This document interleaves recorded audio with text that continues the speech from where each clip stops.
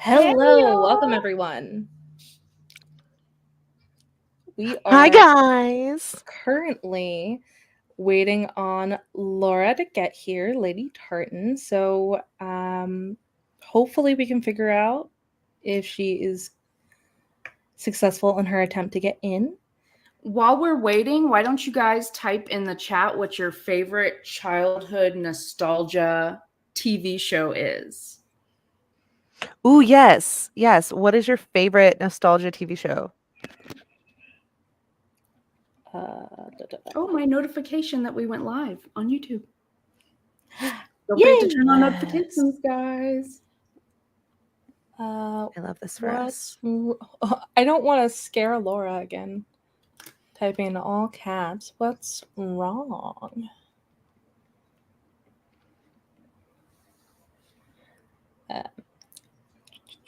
So it says that she can hear us and it says that she's here. So is she backstage, Mackenzie? You're gonna lose backstage privileges if you can't let people in. No, I don't see her anywhere.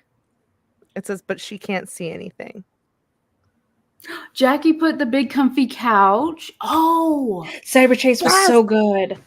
We're a big fan of the big comfy. I am a big fan of Lunette and Molly. Dude, yes. Thank you. Yes. It says she's backstage.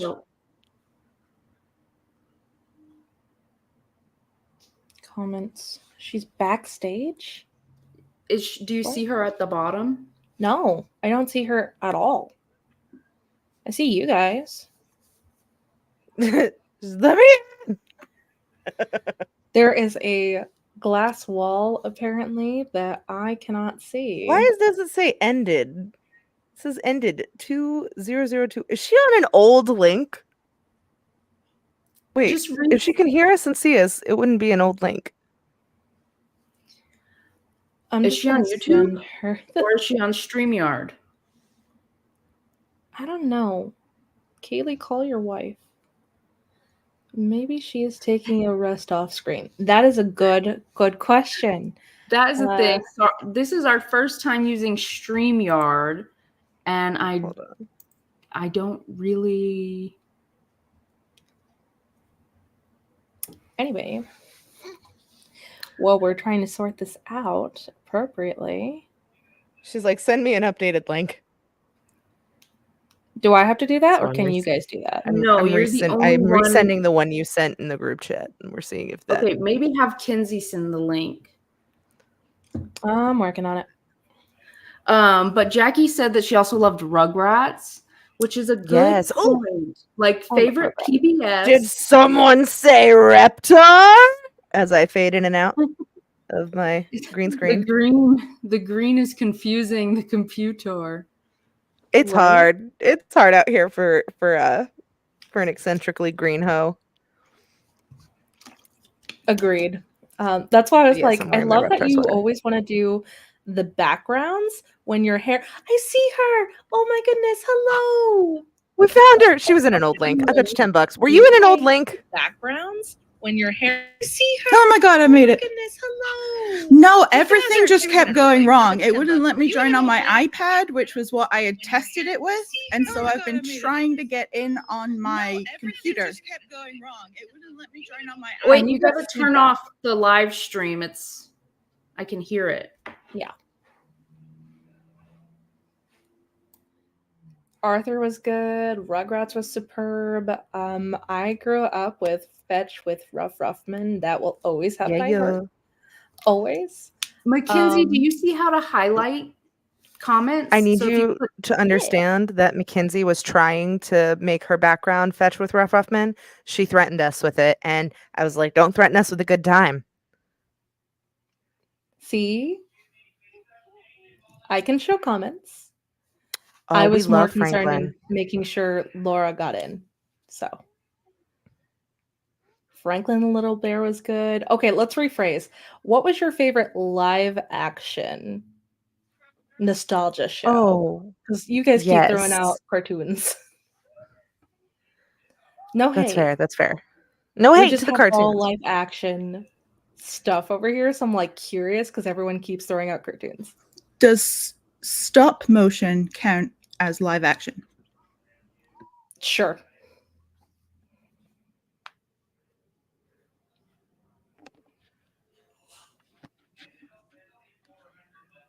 No, Fetch is not a forgotten one. It is very new, circa like 2010. So it just really depends on the age group of the people you're talking to.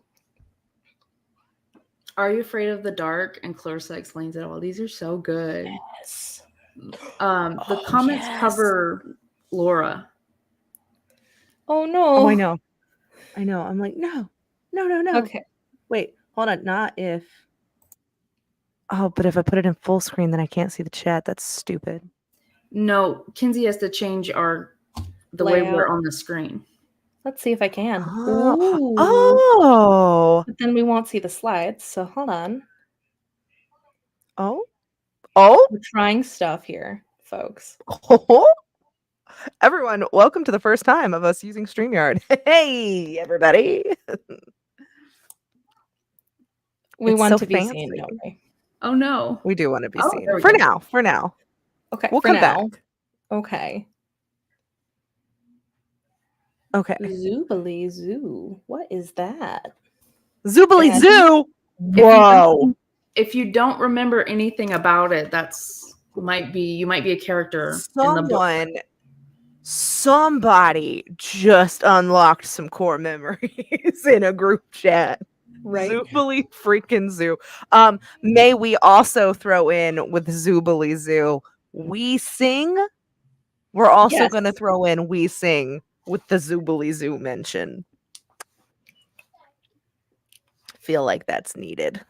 Big Rock Candy Mountain lives rent-free in my mind all the time. Man, I want glasses that look like owl so bad. But that's not fair. Vibes. That's not fair. You bought glasses that looked like owls, and every time I told you, you hated my guts. I did not buy them. I thought about it. You hated my guts for saying it. I did because you immediately offended me. You called me out, and I was like, it's rude. Okay, How well, dare you're a you. hypocrite saying it right now that you want glasses like owls, so. I do. Mommy, can I? Oh, hi, Fitz. Oh, hi, person. Oh, Can I? Different child. you can have your watch. My watch. We talk about nostalgia, and they come up. Mommy. Right? So, Laura, what did you put as your background? This is the Clangers. Okay. Most British Ooh.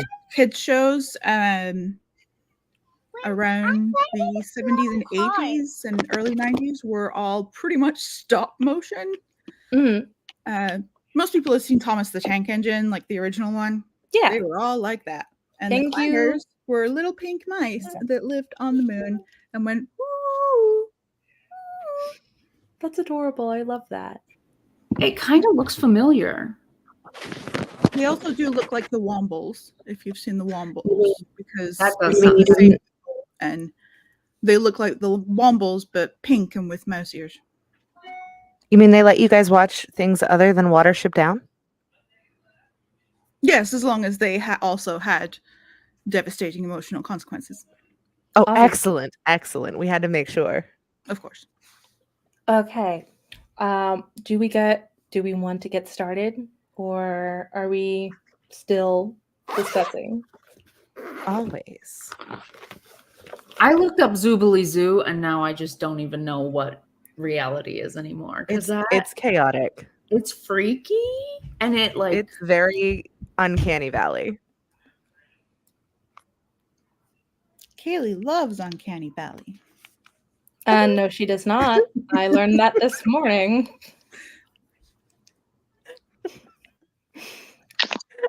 That is a surprise tool we'll use later. Mask tools, everybody. Oh no, what happened to Jess? Oh, okay. Hopefully my She's back, audio guys, sounds she's a little back. better now. Gotcha. All right. Are we gonna get I hope started? I hope I sound fine with my tiny mic. I hope everybody loves this. You do. For you. You I sound do. Hello, my okay. friend. it sounds good. So first up, Who had a physical copy, who had a digital copy, and who did audiobook? I originally read it in a physical copy, and I did a reread this month with Audible. I am a audiobook slut. I did the audiobook for show. Oh, And then I Jackie went back and Victoria annotated my had it. physical copy. I did digital because I was going to do audio first, and then by the time I got to it, it just got returned to Libby, and then both Jess and I had the same problem where we ended up reading it digitally, and then our request to have it as an audiobook from Libby came on the exact same chapter on the same day at chapter 19. We were already finished, but also Wimsbury's mom is here. Hi, Wimsbury's mom. Hello. Oh, Okay, so now that we know how everyone read it, let's talk about our star ratings. Everyone in the chat, tell us what you rated Mr. Magic. this will be fun. I'm excited about this. I want to save our ratings until the end. Okay. That's okay. I just wonder what everyone else does. 3 stars from 3. Ashley. 4 stars from Jackie. Oh, I see a lot of 4 stars. Yay. 4.75 personally, big fan from Victoria. 5 out of 5 for Sydney. Have a lot of questions for you. 4, 4.5, 5 stars. Okay, ask the lot. questions. Don't tempt them with a good time. Come on. Yeah, don't tempt them with a good time. How you doing with that hangover of religious trauma? And how's your therapy session next week? Got a lot to unpack? You doing all right? Ooh. You doing good? Yeah. This book hit a lot of sore spots for you. We okay? You need a friend? You all right? You doing Yeah. okay? To Sydney be fair, you haven't seen our slides yet, but I'll tell you right now, some of us rated it highly too. Don't feel like I'm singling you out. Um. Don't do not call me out like Oh. Here.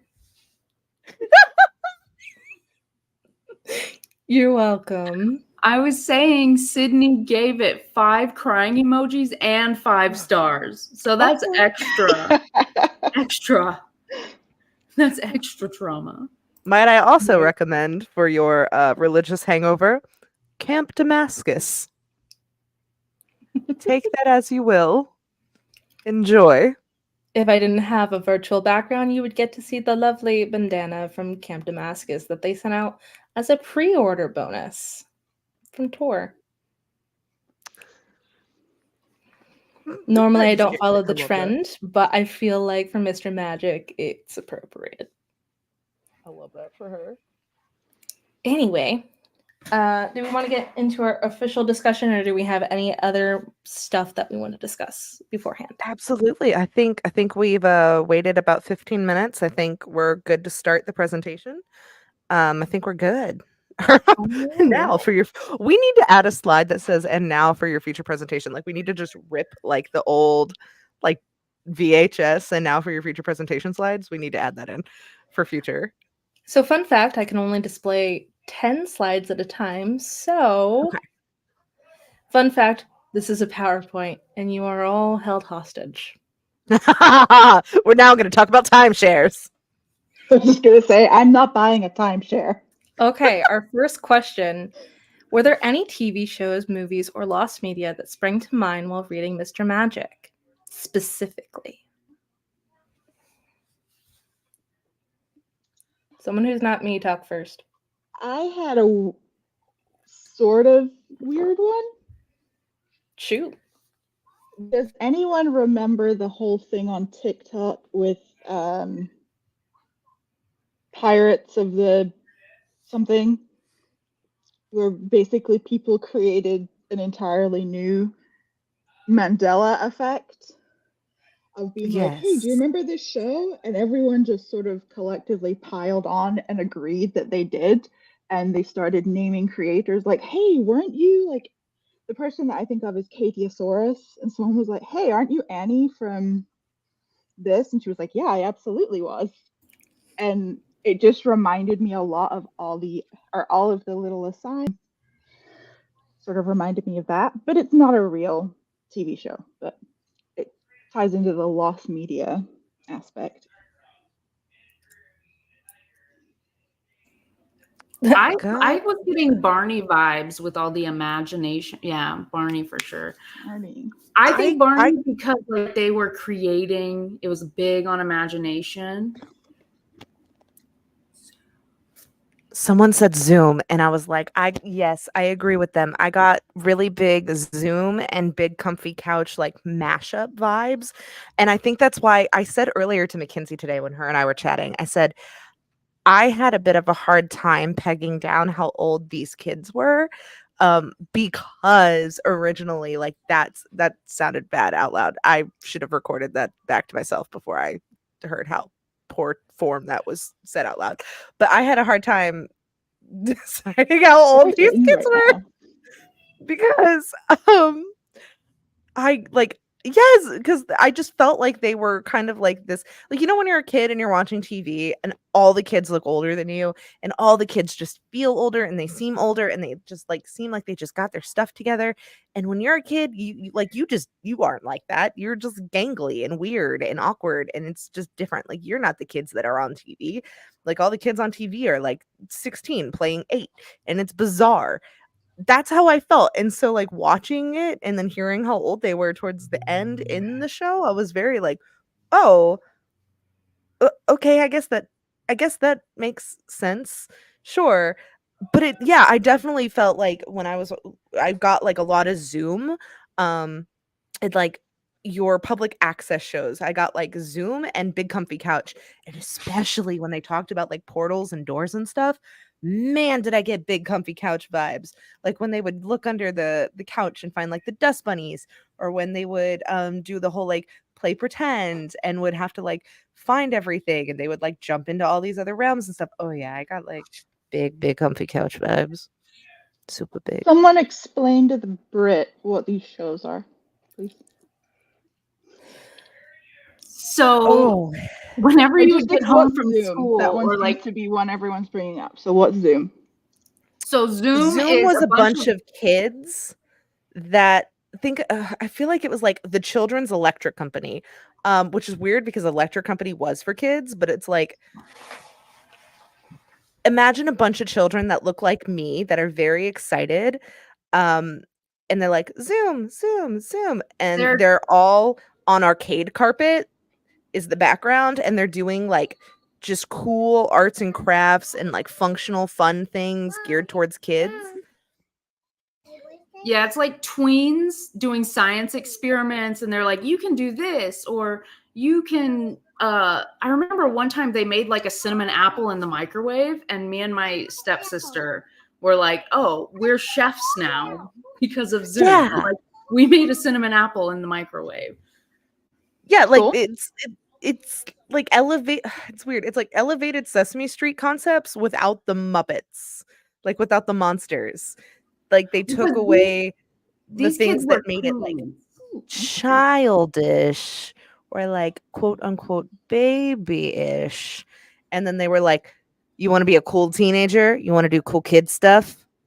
Check out what these kids do. And then they added in like science, and they added in like activities, and it was just really fun and cool and like cause and effect. And it's weird because like you think back and you're like, I don't remember anything about that show, but I loved that show, and it was kids being kids, and you're like an arcade carpet. Like They I literally guarantee you, did if you ask feel anybody like in the 90s, yeah, you go, Jess.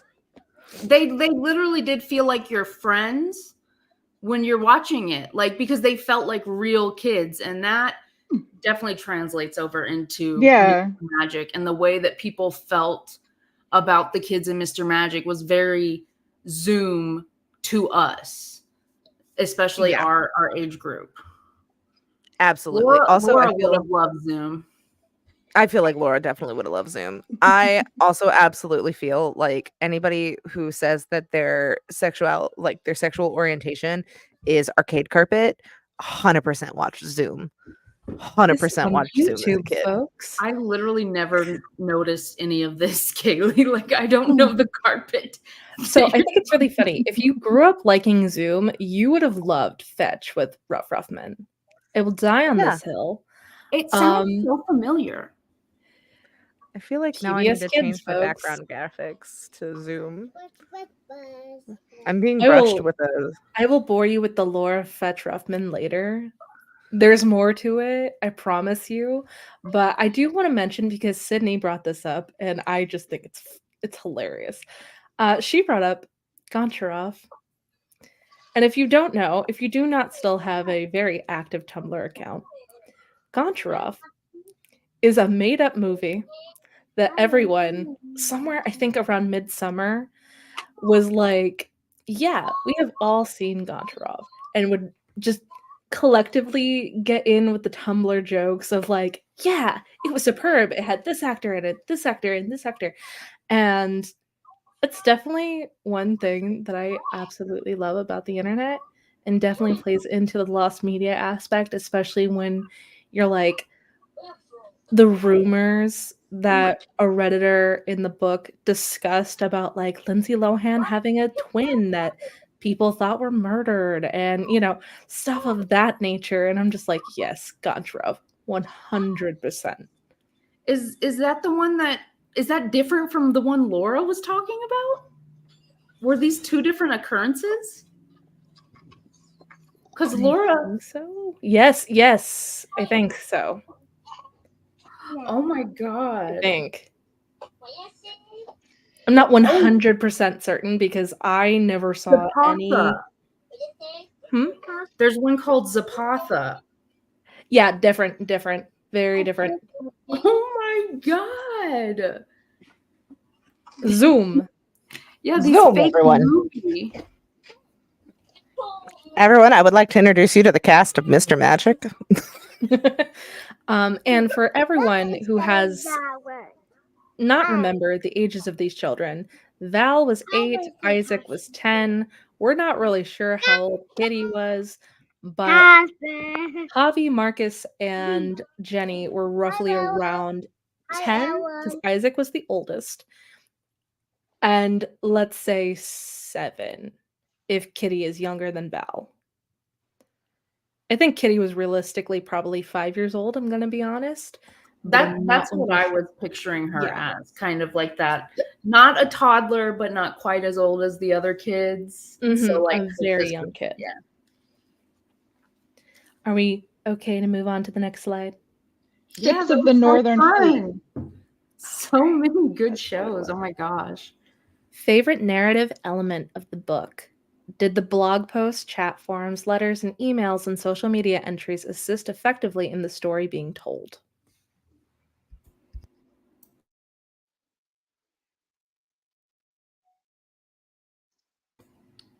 You know what I think? That was my favorite part of the book. I feel like those were like the Wikipedia page aspect, like to me. And also whenever I got the ebook from my library, or even whenever I was reading it physical, I would like see the little number reference, or like it'd be underlined, and I'd think to click it, like on Wikipedia, like to click.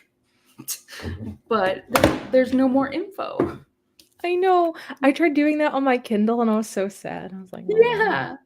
Because I briefly forgot for a moment that I was on my Kindle and not on my phone or something. That's how immersive those elements of the book were, and I love that. Yeah, that was my favorite part of the book, was the mixed media element. Okay.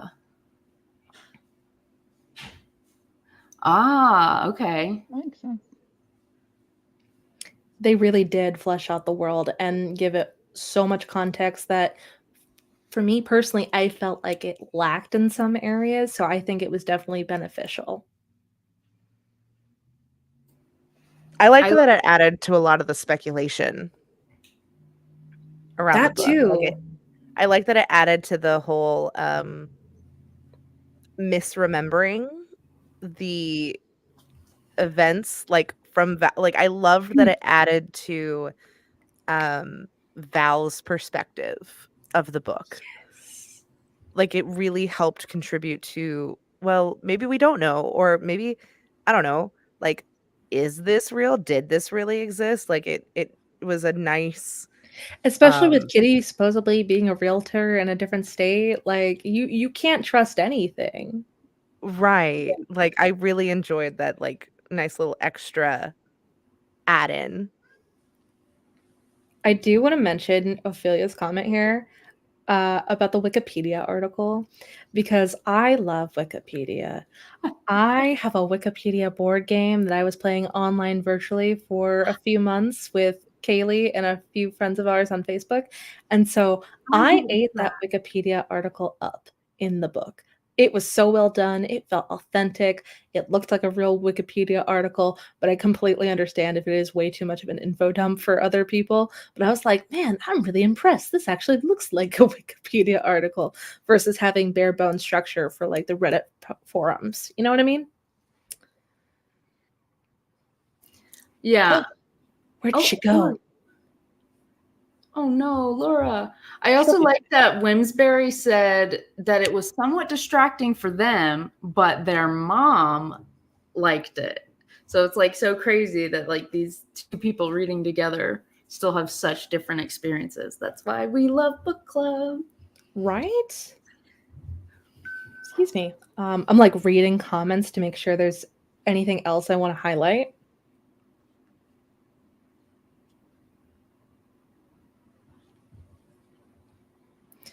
Kaylee and Laura disappeared, and now I don't know what to do. No, you're fine. We've got some comments coming in. Sydney said that they really helped flesh out the world and give context to what was happening online and in the narrative. Definitely. Vimaroba said, I loved them. They built like a world existing outside of the story while still being a part of it. And Ophelia just texted again, I just wish the info was more integrated into the story instead of just an article. I get why the author did that, though. I do agree. Part of the reason why I'm going to be full honest, I did struggle through Mr. Magic. It's not the type of book that I typically read because, in my opinion, it was a very tell, don't show kind of book, and I struggle with those. So I definitely agree with what you have said right there, Ophelia. I'm going to highlight the comment for a minute. Because I felt like in some regards needed more showing, not telling. And I feel like heavily relying on those mixed medias probably is why it came out the way it did. I apologize for leaving. Sometimes being a mom, you have to be the royal butt wiper and duty called. So I apologize. I am back now, though. Do you have any more thoughts about this before we move on to the next slide and have a jump? Yeah. Okay. Also, do you know what happened to Laura? Is she okay? I have not gotten a text. Oh, she's back. Okay. Yay! Hi. I was in backstage waiting patiently. I'm so sorry. I'm so sorry. I have a lot of slides and you're all the way at the bottom with the others. I'm so sorry. No, it's okay. I don't know what happened. It looked like it refreshed and kicked me out. I was like, oh. Oh, that's weird. Okay. Okay. So sorry. I like that I changed my background from Big Comfy Couch to Zoom because it matches everything so well. Including your hair. I know. I'm like, oh, I should have done this sooner. Okay, so our next question while we wait for Jess, because she'll need a second anyway. All right. What were your initial thoughts on where the plot was headed? Cults, rituals, generational trauma? Did you believe the circle of friends would betray each other? Oh, I did, 100%. Did you? I thought Isaac was going to betray Val. I thought Isaac was going to be the big bad guy at one point. Oh my God. And if it wasn't Isaac, I for some reason thought it was Javi. I don't know why. but it just gave me that vibe from those two specific characters. And I was like, Jenny, I trust with my life. She is a very tired mom and is the most realistic character to me, in my opinion. So I trust her. But the others, I feel like they could definitely be the betrayer. I have to pull up what I put in the buddy read. Where is it? I put it in the buddy read and I was dying over it. It was over Jenny. I made a comment about Jenny in the beginning and I was like, What did you say about feels Jenny? sus. Hold on, I'm pulling it up. See, I never really thought she like was Sydney. suspicious. I really like Sydney's comment. Yeah. Once I Once saw I it saw was it in was Utah, in I was Utah. like, Mormons? It's Mormons. Gotta be Mormons. Right. Facts. Facts. And you weren't wrong You were not. necessarily. That's all.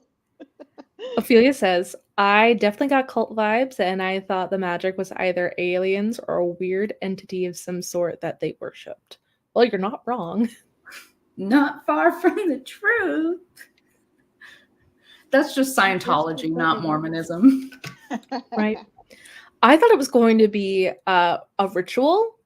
It seems like with a circle of friends and, you know, singing the songs. I'm like, if this is some weird sacrifice, which I guess feeding off of children's energy technically plays into that. Your thoughts? What do you guys think? Laura, is this like relating to your crazy theory? No. No? Okay. Oh, No, okay. my I can't wait unhinged till we get to theory that crazy is theory. purely to do with why Kitty was named Kitty. Oh, Mhm. okay. So we'll get to Sneak Kitty in peek. a bit. We'll get to that later. Yeah, we're not a Kitty yet. I mean, she's been brought up, and okay, demons. Hey, Blaze is looking for you, Fizz. I thought it was demons you at one buddy. point as well. I think closer to like the mid portion of the book.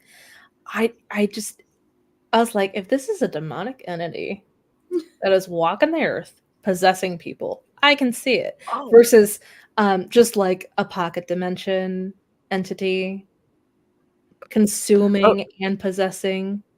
Yeah. I found my comments. At 26% into the book.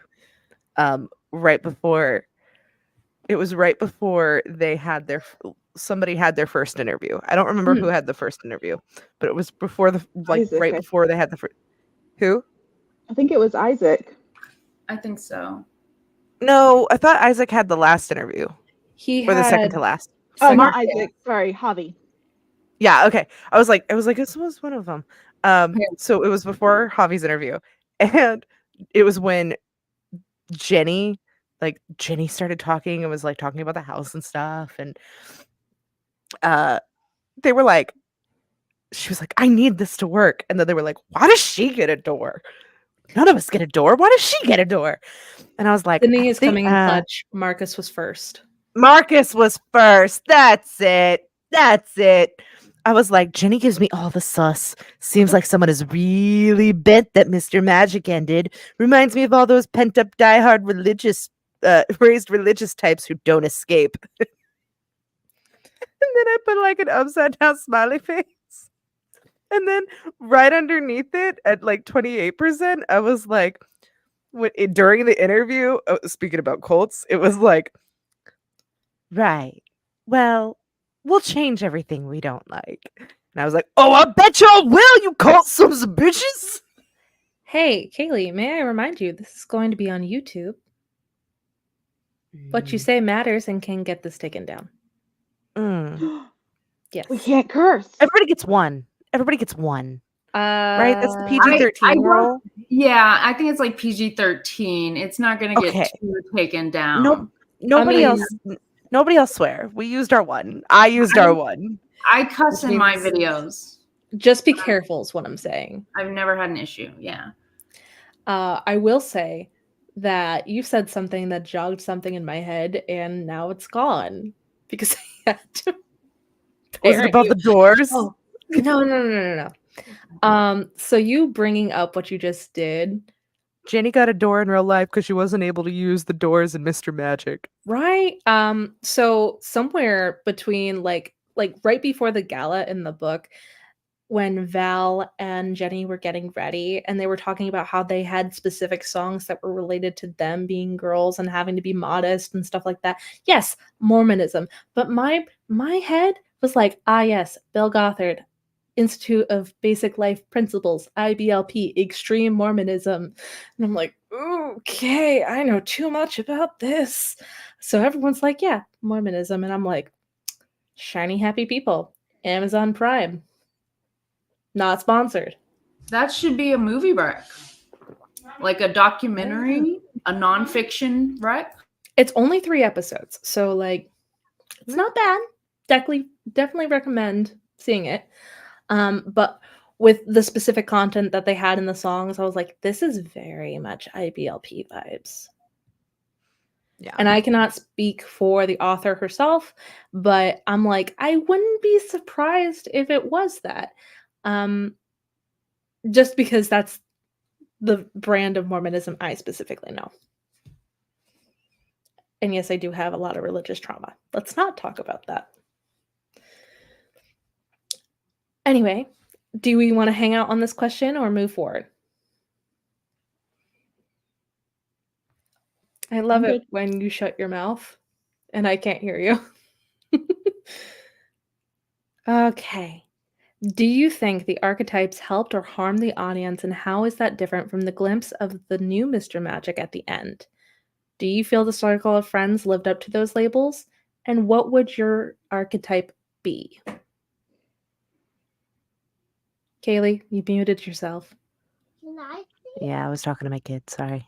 You're good.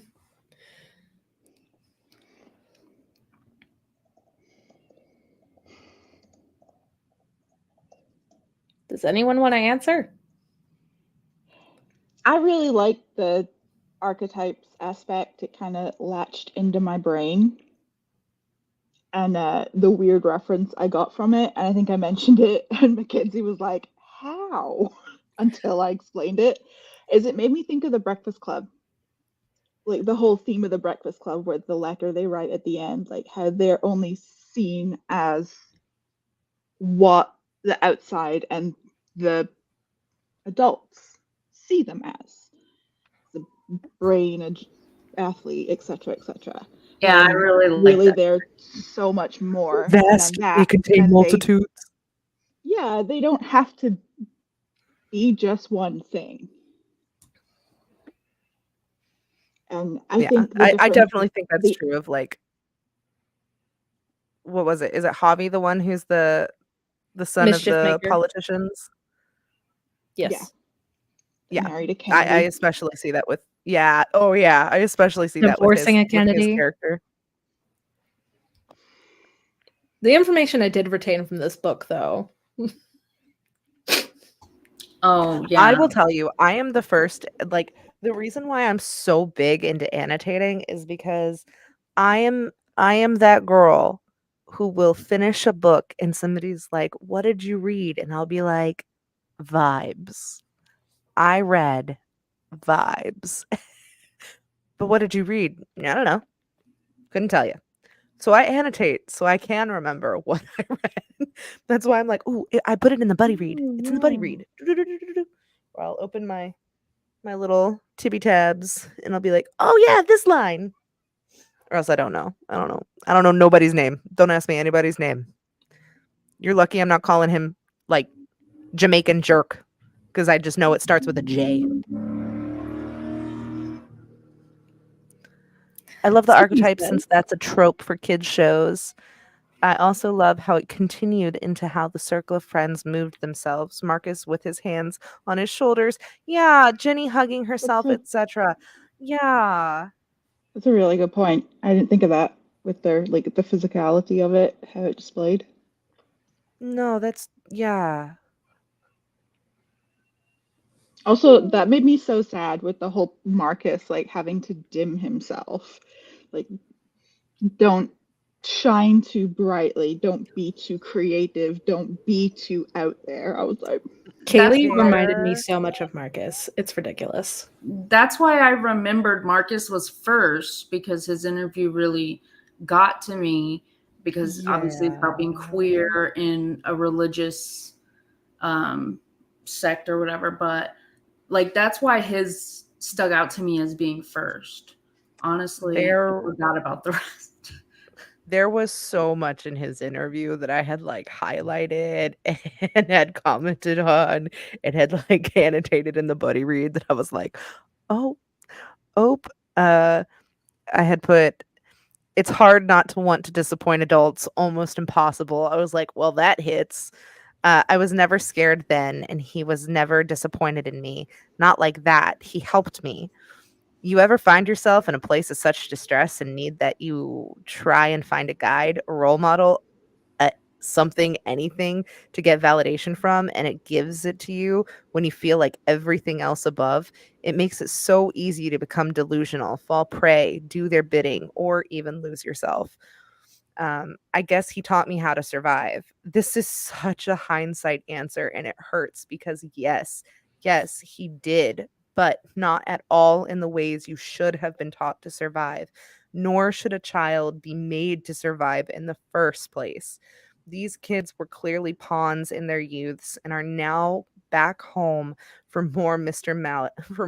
Magic hellish roosting.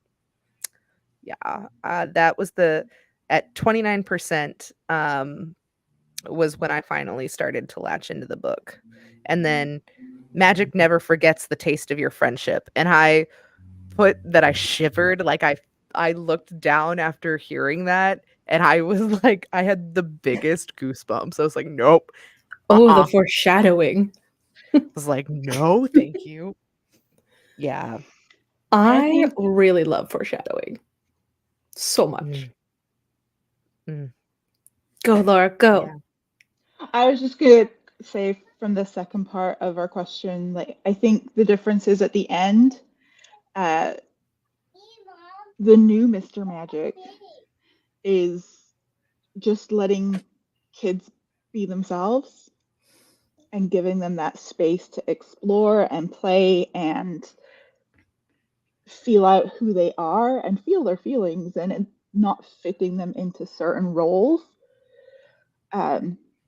It reminds me of how Kaylee lets Fizzy be herself. I knew I was going to make her make that face.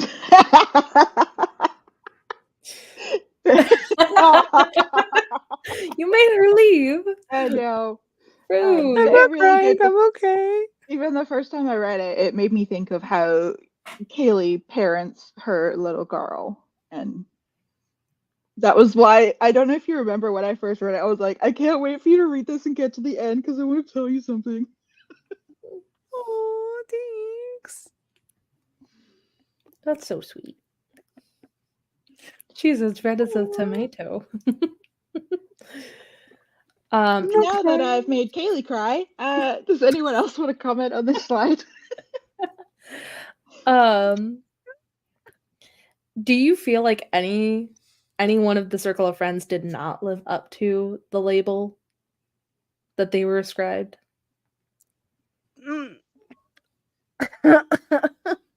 Oh, poor Jenny. I feel Jenny. like I related the most to Jenny. Like it's a mixture between Marcus being queer and Jenny, because having to dim yourself was the equivalent of having to pass as normal or having to pass as someone with a different neurotype, because growing up trying to socialize, no matter what I did, I was told I was wrong.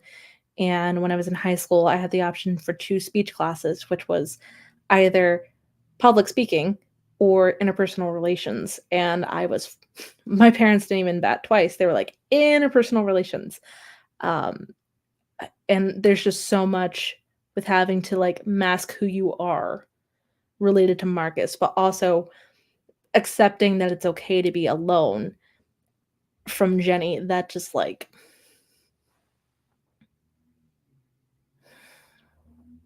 those hurt.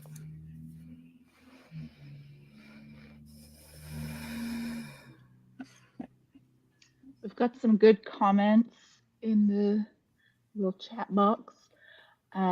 Sydney said, I love the archetypes since that's a trope for kids shows. I also love how it continues. Oh, we already talked about that one. Yeah. Sorry, everybody. Wimsbury's mom says, my archetype would be a good girl, expected to do everything right, get A pluses, patting myself on the head. I feel like that would maybe be me too. But the people pleaser, kind of. Taylor said it's like the new generation of parenting versus the previous generations. Like the adults in the book did it for the betterment of them, but the kids just wanted kids to be kids. Yeah, that's a good point. And Ophelia said, I think they went beyond the boxes that they were put into with the original Mr. Magic. Kids should just be kids. Definitely generational trauma. Ooh. Because it's even without the religious aspect, it's still so heavily generational trauma. I got you a gift. I don't want this. I got you a gift. Thanks. Mm-hmm. The aesthetic of the house is interesting. Why do you think it looked like a stretched house? Why not build an apartment building or mansion style? I love this question. I love this question so much. And it is some, I love this because it is some high level BITCH thinking. I kind of just pictured it as like an like a motel. Like I didn't picture it. Well, but also when they got there, they were like, how'd they film a show here? There's not enough room. And I'm like, but you literally just described it as like 6 floors. So like I was kind of picturing like office building, kind of like windows, exactly. But no patio. Yeah. And I love it because think about your memories, right? Like think about how in the beginning of this entire YouTube conversation, we were talking about our favorite kids shows and we were like bringing up plots and ideas of what do you mean can you turn on your bed? I want to place in the bed. Yeah, you can. Okay. Yeah. Okay, sorry.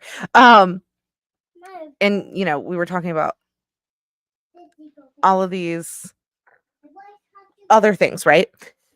And it's like thinking down a long hallway, right? It's like you have to, it's like in the moment, you're like, oh, yeah, no, I totally remember that. And it's right here. But the longer you think into that thought, it starts to stretch like it is down. Okay, I'm sorry. Hold on. Please wait. You start to think that.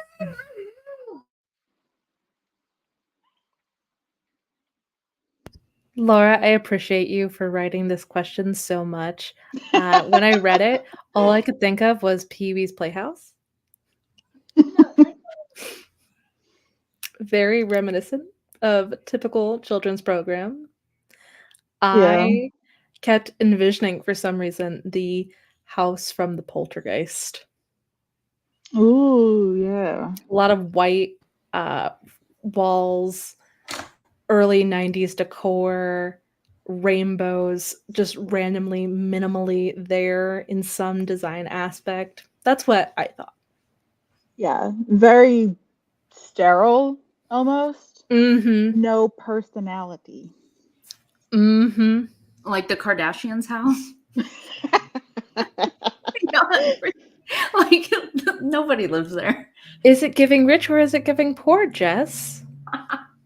Well, the land value, the property know. value in the middle of the desert is probably super cheap, so they were able to build a lot up there. Right.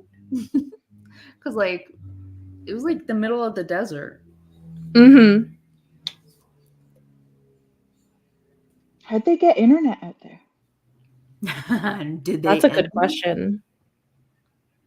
Satellite. They have satellite internet. Ooh, fancy. Whoa. Dang. That is so good, Wimsbury's mom. That's such a good idea. Like, I don't pick up on that kind of stuff. Like Preaching to literary, like it's just what's on the page. Oh yeah. Sometimes I can infer a bit. Out of this Oh, world, out of yeah. this world. It could have been aliens. Yeah, it reminded me like if everything was in like rooms, or if everything was in like an apartment complex, or like in like a hotel or anything, like everything was too compartmentalized. I want to talk Like about the everything was fact that too. none of the floors had doors and I the was feeling just- of vulnerability. Also a common, or I don't know how common it is, but like parents would take away doors as like to Yes. take away privacy and stuff. So that's like, you know, a very far out means of like punishing kids that I've heard about. I never experienced, but I've heard that it's like a super common thing for parents to take away doors. It was I've heard of threatened that too. often in our house. I forgot to close my door sometimes. Like I didn't care. So I did care. And I Kaylee's the reason wasn't- why I got a lock on my door. I was an only child though. So like I was an only child where I was living. So I feel like if my siblings lived with me, then I definitely like don't touch my stuff. Mm-hmm.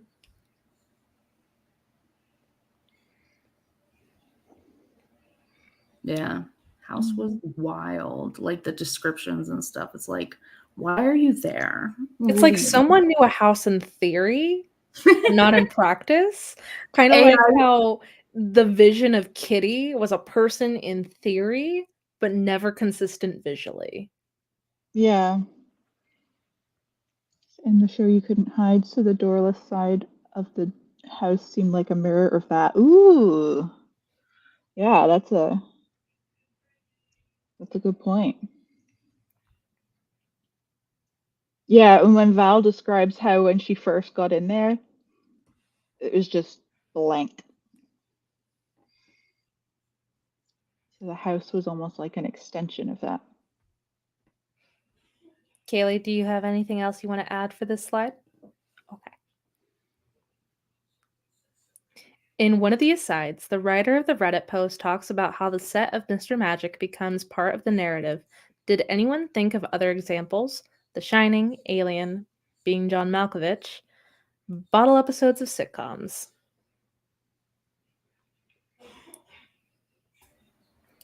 I don't like the set as a character or So this was actually brought up a little bit in the book. Specifically, it mentioned Beetlejuice. Like there are iconic sets you can think of in popular culture or pop media, and they just take on a life of its own and notoriety. And it's like the set has Seinfeld, become its Golden own character. Girls. Yeah, like there's some stories where you could feasibly change the setting or the soundstage, and it wouldn't really change anything. But like The Shining, what's The Shining without the Overlook Hotel? The Overlook Hotel is as big a part of the story as Jack Torrance, and it seems to Beetlejuice, grow. Addams Family. Yeah, Alien with the Nostradamus, although I guess that could be any spaceship. I put I bottle haven't seen episodes of any of these. sitcoms. What is the big comfy couch without the big comfy couch?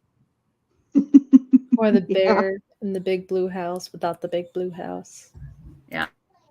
I put in bottle episodes of sitcoms because I was on the fence about that one, but usually in sitcoms, the set becomes so iconic as well. Like in Friends, you have the Central Perk house or the purple door. The table in Community. Yeah, and Yeah, those the tutoring, the tutoring library. Yeah. those were like became as iconic. Oops, I knocked something off. As the thing itself. I think the person in the book, I think it was the person who said they tried to write their thesis on Mr. Magic, Mm-hmm. and that this was, Ghostbusters, yes. The Yes. building, definitely. I need to watch that too. We need an excuse to watch that one. We'll make one. Yeah. We'll have I mean, what horror book can't just have a ghost? Like September House, boom. We got ghosts. Right. And then we can watch Ghostbusters to bust the ghost in the book. Right? Do we want to move on? Okay. What about Kitty? Laura, cue to you. So, I wanted to actually reach out to Kirsten White and ask her if this was in any way in the ballpark of what she had meant. But I mean, Kitty in general, I would love to talk a little bit about how she appeared at the end and stuff. But my crackpot theory is on why her name was Kitty. I don't know if anyone's a true crime person at all, but it made me think of the case and everything surrounding it of Kitty Genovese, who, if you're not familiar, is that case is kind of the basis for the bystander effect and theory, which has since been pretty much proven as not true or not as people viewed it. But Kitty Genovese was a woman who got murdered on the street of New York in the 70s, I believe. And it happened on the street, an apartment building. People were awake. They heard her. She was, not to get too horribly graphic about it, but you know, she was screaming for help. It was incredibly, you couldn't not hear her, and nobody, the story went that nobody called the police. Nobody, which is still true to intervened. this day. Like, they tell young girls, because this is still taught apparently in some places, that you never call for help, you scream fire. Right. Because people won't come they won't respond to other things. Now, the actual story of what happened is a little bit different and a lot more nuanced. There's a beautiful documentary called Witness. If you are interested, her brother made it. And it really delves into the reality of what happened. And it's not as bleak as the media made it sound at the time, that callous New Yorkers didn't respond to a woman being murdered in their streets. That isn't true. What really happened is a lot different, but the fact of Kitty herself got lost in this tragedy. People didn't really talk about Kitty Genovese and getting justice for her and talking about who she was. She got, I think, one of the quotes, either someone says about Kitty in the book or she says herself, is about being lost in the darkness. And it made me think of what happened to Kitty Genovese. The story went nationwide and everyone was talking about this bystander effect of people who didn't respond and what that means and the social impacts of it. And no one really focused on the fact that this young woman had lost her life. And was a person. Yeah. And it really reminded me of how Kitty is portrayed in the book, at least until we actually get to sort of meet her at the end. I mean, Val says multiple times, like, okay, you're saying all this great stuff, but what about Kitty? What happened to Kitty? She just disappeared? So that's my crackpot theory, that Kitty was named Kitty as a honorific to Kitty Genovese. No, I love that. You should message Kirsten. Because I feel like true crime and horror, sometimes those interests overlap, especially like even with authors and stuff. So I feel like definitely reach out to her. Yeah. Oh, Wimsbury also makes a good point. That it's a fund of money for communal use made up of contributions from a group of people. Oh. That kind of fits in with the clerks of it all. She wasn't even supposed to be there. Yeah, she wasn't. She doesn't even go here. Damn Valentine or Valentine or whatever. Valentine, or as Javi says, Valentina. I don't know. I was saying Valerie at some point. That's how little I'm from. I know. You kept throwing me for a loop every time we talked. Specific thing about Kitty. Does anyone have anything else they want to say about that character in general, or what you thought of her, how she was portrayed, her story? My crackpot theory that I mentioned on FaceTime with you guys earlier, but Laura hasn't heard it yet. I thought that, like, whenever I was like, okay, it's another dimension, I thought that they were going to bring Kitty back to our dimension, and the realtor lady was going to, like, merge with her. like Kitty would get her, because, like, her Kitty still existed outside.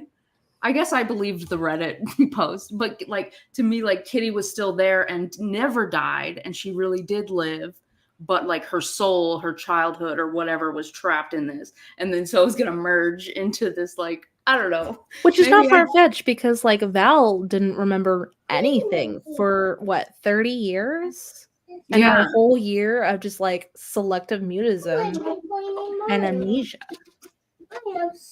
I can say that. I'm a selective mute. Yeah, I don't know. Justice for that realtor in New Jersey who everyone on the internet thought she was an ex-child star. For real. She was my favorite character in the book. And she wasn't even there. I like to imagine she would occasionally get pieces of mail or something from people. Right? Yeah. Just fan mail written in Her like... Yeah, just answering like, fan mail. There's another one. Put it on the pile. She's like, I just want to sell houses in New Jersey. It might not even be New Jersey. I could be remembering. Or leveraging it on her bus bench thing. It's like, former star of Mr. Magic, buy a house. She's milking it to sell houses. She's like, I am Kitty. Come buy a house. Yeah, Mr. Magic helps you buy houses. Yeah, she's going to milk that. Once she gets word that people think that she's Kitty. From oh my God. She'll be like, buying houses like it's magic. She's gonna milk that. Her profits are going up because apparently Take my hand to your new home. Yeah. This is a Kaylee question. Does revisiting your childhood heighten or lessen those situations or experiences? Example, revisiting old media, such as things that we loved when we were kids.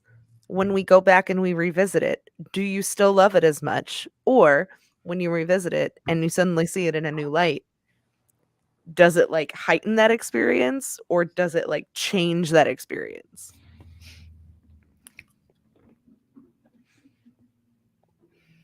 Got them Care Bears, Kaylee or Kenzie. Talk about it. Tell me about them Care Bears. I gotta say, seeing her in the Care Bear thing surrounded by the lions looks really menacing. They do look like they're about to eat you. Come in between the lions. Thanks. They were a little bit scary, but a little bit hot on Between the Lines. Oh, yeah. Yeah. Like a little bit. They had no right. So I would say it really depends on the kind of media, because if you go back and you watch Care Bears from the 80s, it's a very different experience than watching Care Bears from like 2000. Care Bears from 2000, I feel like they did try more to appeal to the wide variety of children that were on the market at that time consuming this.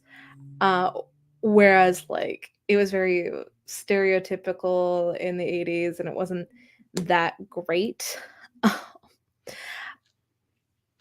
I can't speak for like the comic or anything like that, but for example, I'm really into Sailor Moon. I always have been. I latched hard onto Sailor Moon, okay? I will always love Sailor Moon.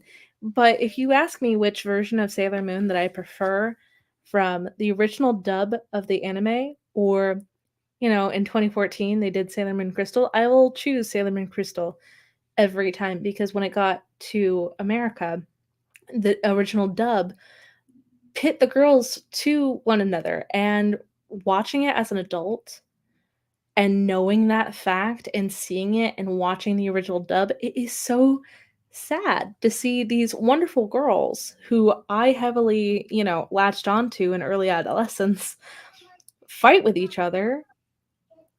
It's a different experience than actually like watching Sailor Moon Crystal, which is more accurate to the manga and has none of that.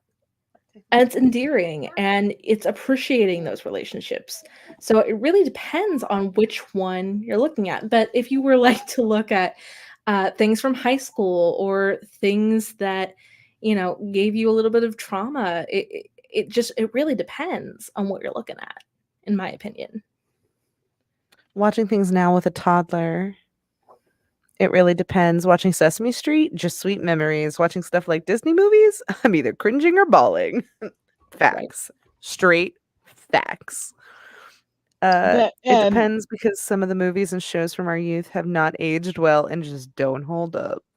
That's a good point, Taylor. I was talking about this with my partner the other night, and how Song of the South is almost infamous now for being this horrifically racist movie, which I definitely do not disagree with.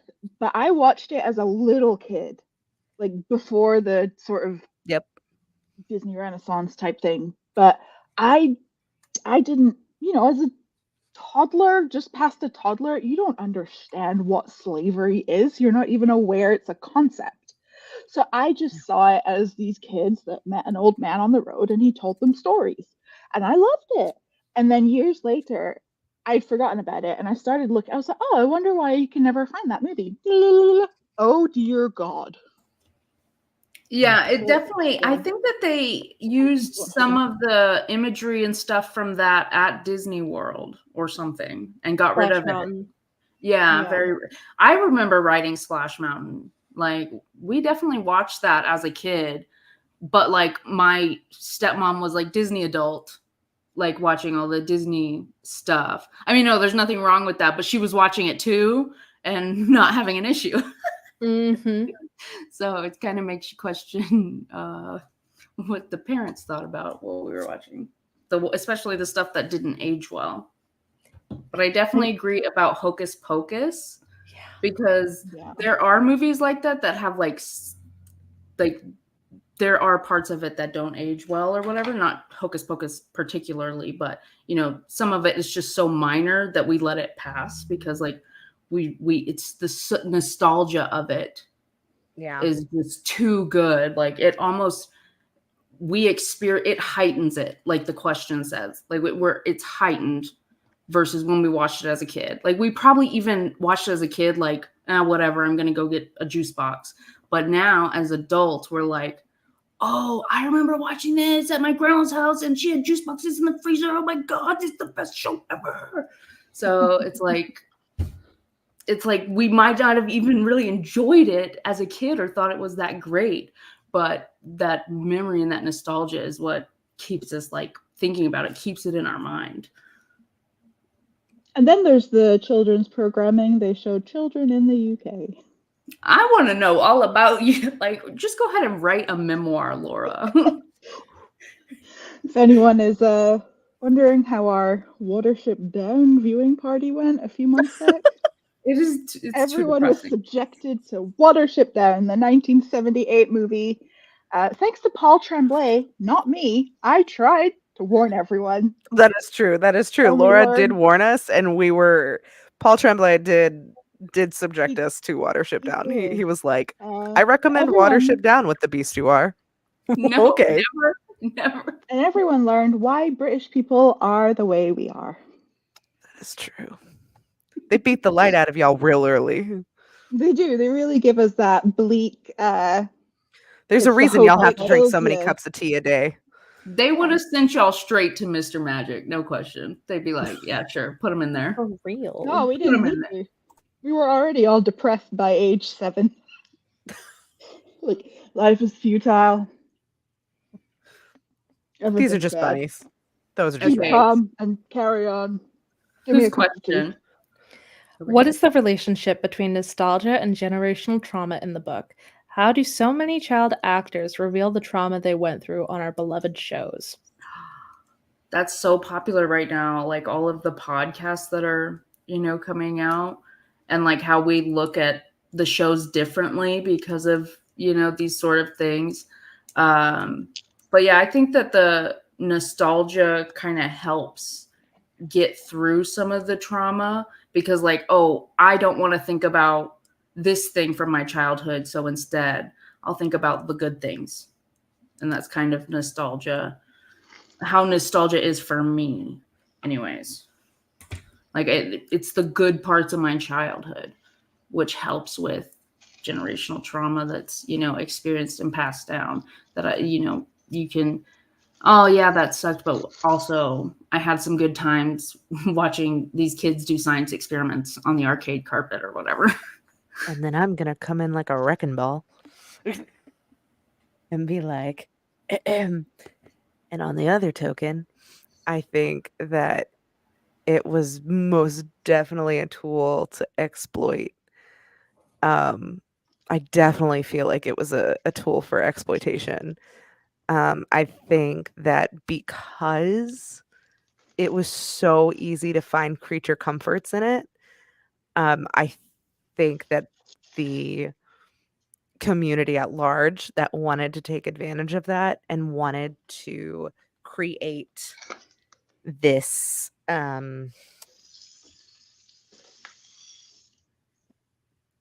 picture perfect-esque idealized society. I think they were banking on that and were using it to very much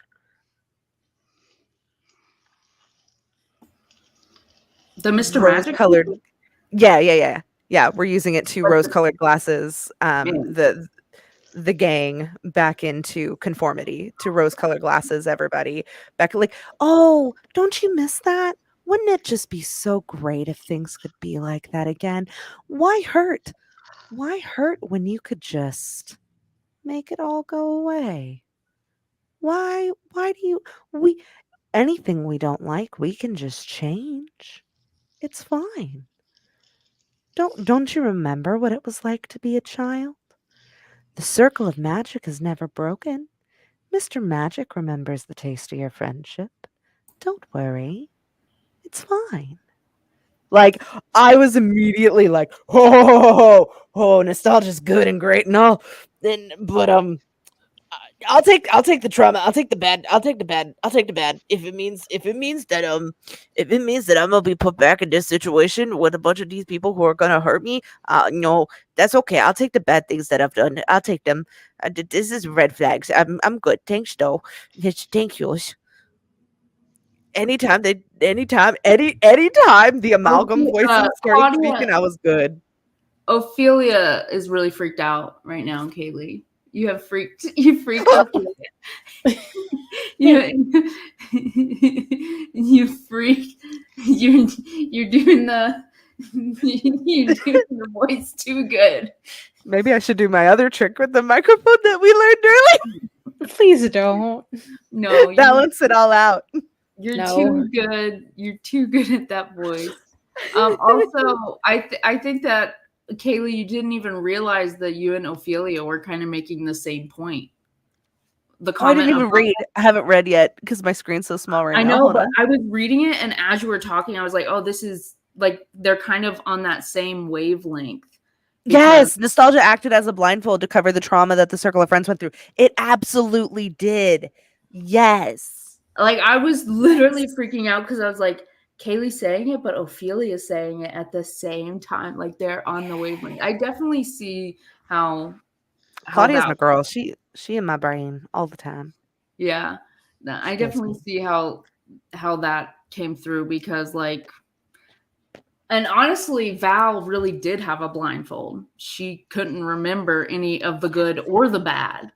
Mm-hmm. Like nostalgia didn't get to her because she didn't remember. And I think that's why they controlled it so much. Like, no one could go back and watch the show, so there was nothing to taint those nostalgic memories. Oh, I might have to do that. Oh, Claudia, I might have to do that. We might need a sticker that says magic never forgets the taste of your friendship. Not me screenshotting that picture. Do-do-do-do. Do-do. Do-do. Do-do-do-do-do. Do-do-do-do-do-do-do-do. You good? Do Excellent. we really need background music? We always need background music. Okay, well, only if you're sure.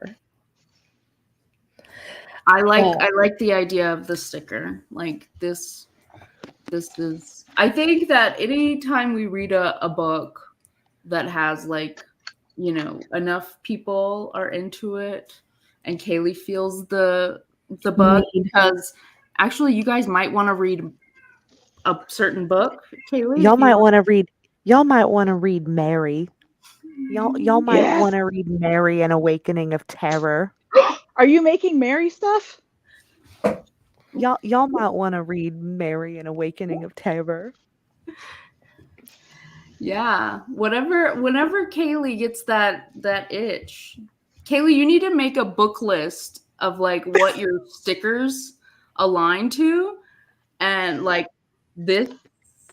But I'm a cheerleader is actually Camp Damascus. Like, you need to make it and post it on the Instagram so everybody can reference it, so they can read That's all true. of your sticker merch stuff. That is true. That's true. We'll be on the Canva making lots of graphics for you guys. Yeah, we were Mackenzie, all no on one would show. Yeah, it'll be Mackenzie and Jess. I just Oh, Claudia loved Mary. Oh, Mary's so good. I have 10% left. I have 10% of Mary left. It is a long one. You made me so concerned. I thought like you were on your iPad or something. I was like, well, plug it in. Don't let it die. Speaking of, Is the ending happy? You did not need to call me out like that. well, I Would didn't you say? admit this one. Would you say Mr. Magic got a happy ending? Boo! I suppose we could say our star ratings now. Oh, To answer No- this not question. not quite yet. Well, I gotta go soon. Why? I thought it would just be an hour.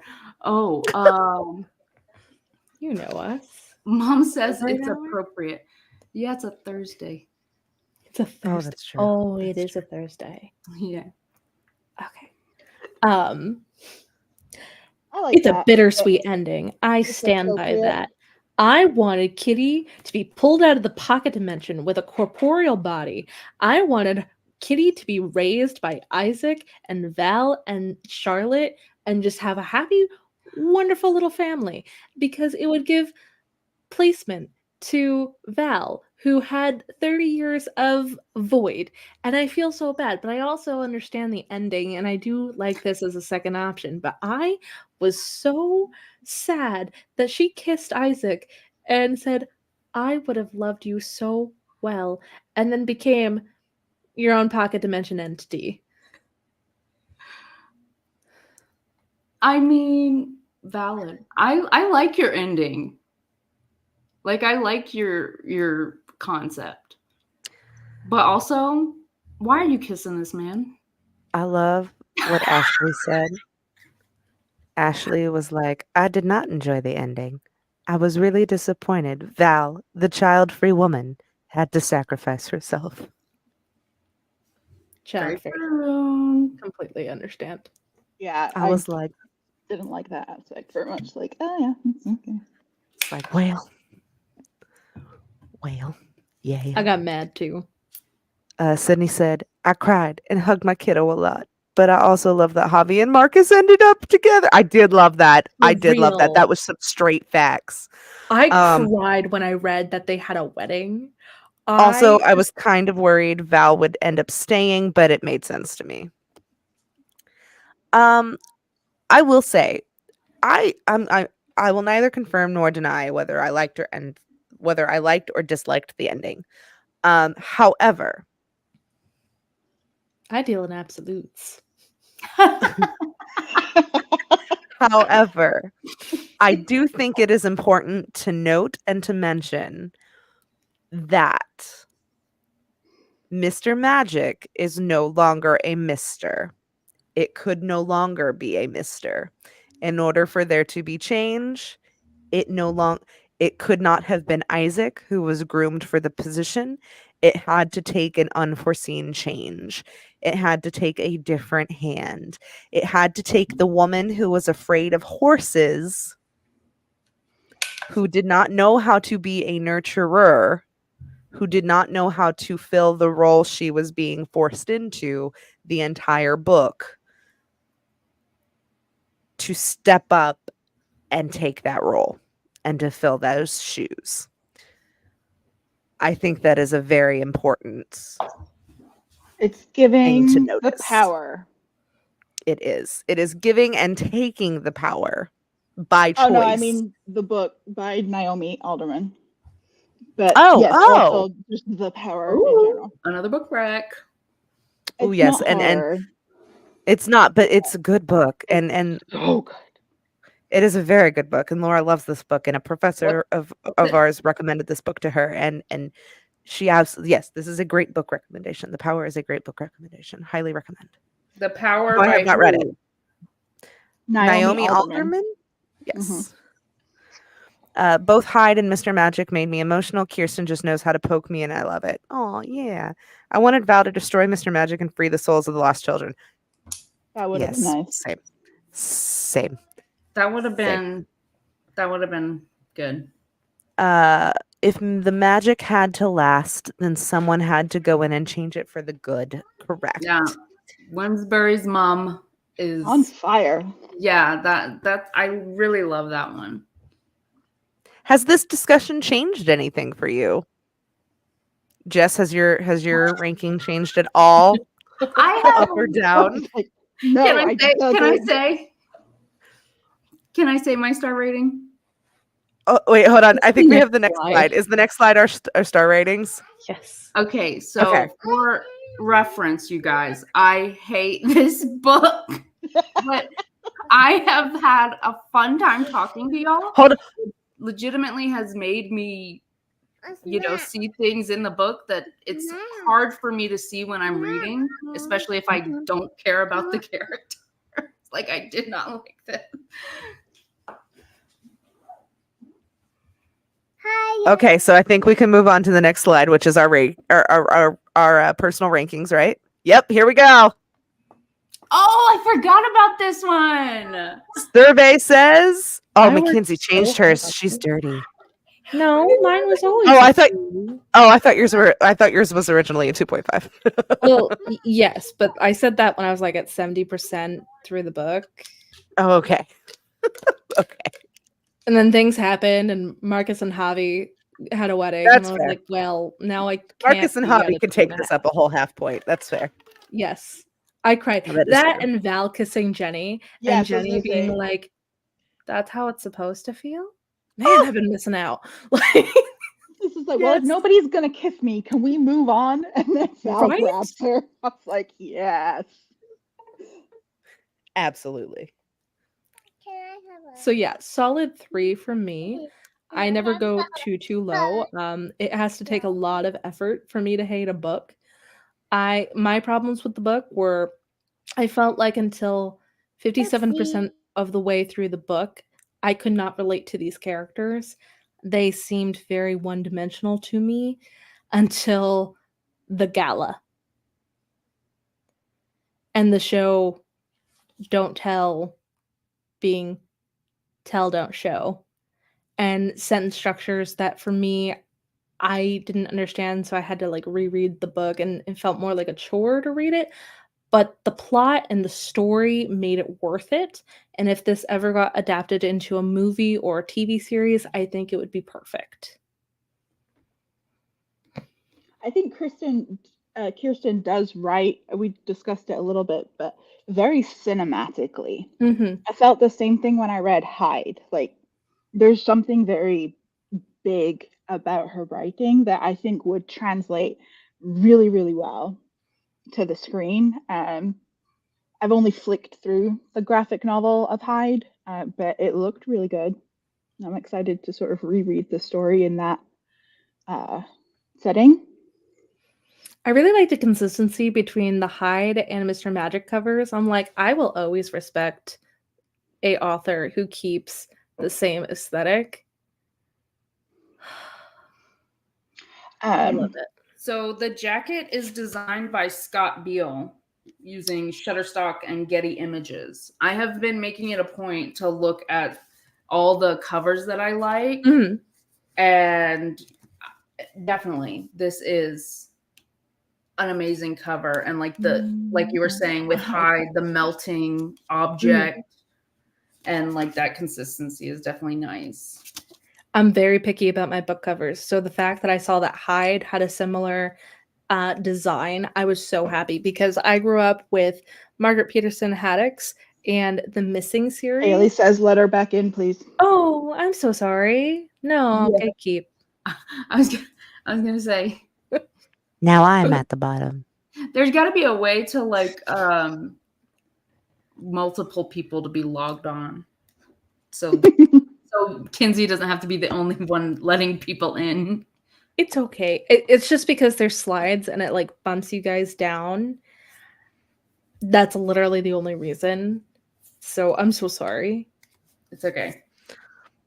So sorry. But like growing up with those books, when they first came out, up until about book 6, they all had this Shutterstock imaging that looked like it was pulled straight from the internet. Garbage with like a Instagram filter applied. It looked bad, but it was a top tier aesthetic for the book series, and I loved it. And then somewhere a couple of years ago, they redid the book covers to finish the series because there's like 9 books for some reason. And they have like a time machine because it's all about time travel. And I hate the redesign so much. So the fact that I saw that Kirsten White had a consistent thing going on, I was very happy because I What don't was want to the be let title down again. of the books you were just saying? The Missing series by Margaret Peterson Haddix. So found, sent, sabotaged, torn, and the last one I can't read the book title of, but I will send you photos. Oh, I'm looking at it. Yeah. If you find the one with the plane, you're in the right spot. I see these redesigns and I see what you're saying. Mm-hmm. Like downgrade, right? Well, also you have the nostalgia factor. I will never get rid of the first 2 books. More on this in a second. The series is called the Missing series, okay? The Missing. I have found, outside of the first 2 books, the rest of the series organically, they found me through a thrift store, a free store, and a free little library. Oh, wow. That's crazy. Uh-huh. And I bought one off of the internet to complete the set of the books that had this graphic to it. Because they only did it for the first 5 for some reason. I don't know why. Good to know they changed the covers. That's so annoying. Yes, it is very annoying, considering I was collecting them as they were being published, and the first 2 are actually signed by Margaret Peterson Haddix. So I will never get rid of those. Hold on a second. Oh, sorry. I thought I was muted. I have sort of a follow-up question to the last slide. Mm-hmm. Who read the acknowledgement? Oh, It's my favorite part of the book. That's a good question. Yeah. The tortoise. So, I mean, we kind of Kimberly.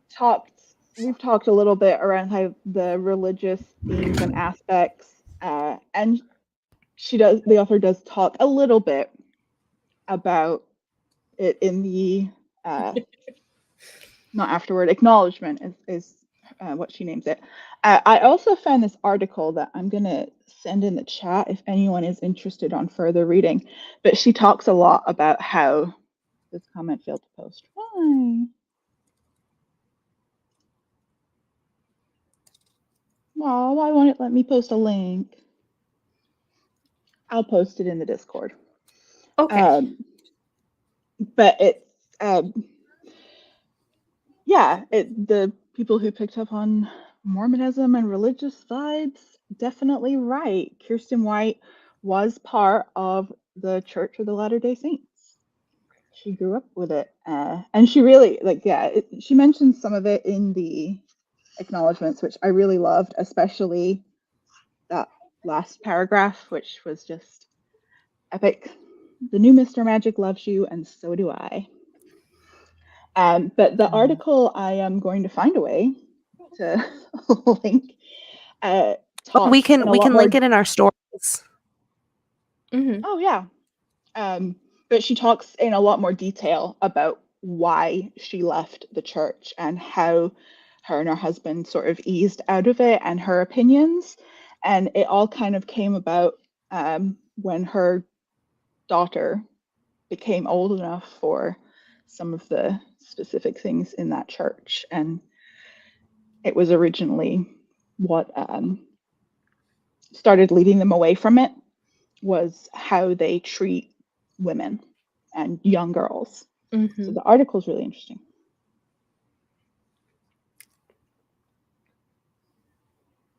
That was all I wanted to say. Literally, the acknowledgements are my favorite because of Kimberly the ambivalent tortoise. Also, I struggled so much reading this book actively that when I got to the acknowledgements, I read them so quickly because they were just formatted differently in sentence structure. I was like, man, you can write. Am I dyslexic? Do I need to get retested? I was questioning so many things. I don't know. That's why it's a 3. That's why it's a 3.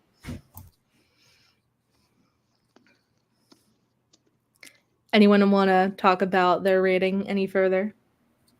I'll just say the writing of this book did not make me care about these characters.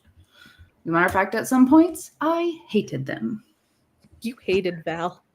I hated Val. I did not see. I thought it was too convenient. I was like, hey, ask people questions, Valerie, Valentina. Ask somebody something instead of just having all these thoughts and then having Gloria call. And then you're like, I can't talk right now. Don't call this number. Shh. Oh, she's been calling and trying to reach me. I'm not going to address this any further. And then she never asked Isaac about it. I was mad. That was when I really got sus of him, for sure. Mm-hmm. I got hella sus of him. I was like, yeah, like Gloria had been trying to find her. That might have been answered. I think Kinsey, you said it was, but I don't remember what the explanation was. But I just really didn't like Val. I thought it was like really just too convenient for her to like have amnesia, and I didn't care about any of these people. So for me, the ending didn't really pack any punch for me. No matter like which way it would have gone. I can't remember who pointed it out, but I do really like that they said it bothered them because it was something I didn't notice, that the child-free woman was the sacrifice. Because that makes me not like it even more. Because how much do we belittle women that don't have children, like they don't have a place in society? It was Ashley. Yes, Ashley. Thank you for pointing that out.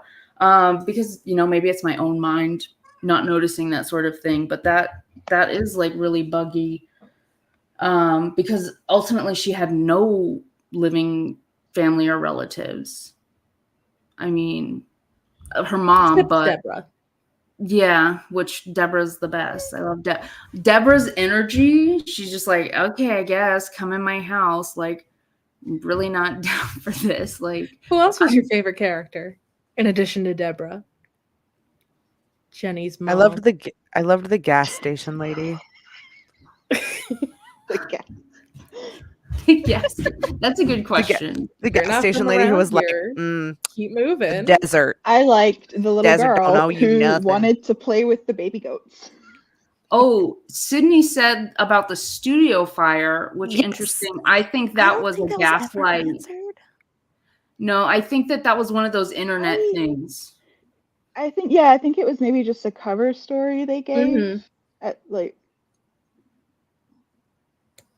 But So did hold world. on, but that ties into the whole like Val with amnesia thing too, right? Like, imagine you're Val and you're trying to piece back together your life, and the only information you have and can put back together is from all of these strangers who know just as much as you do, who think they are the experts, and they literally know nothing.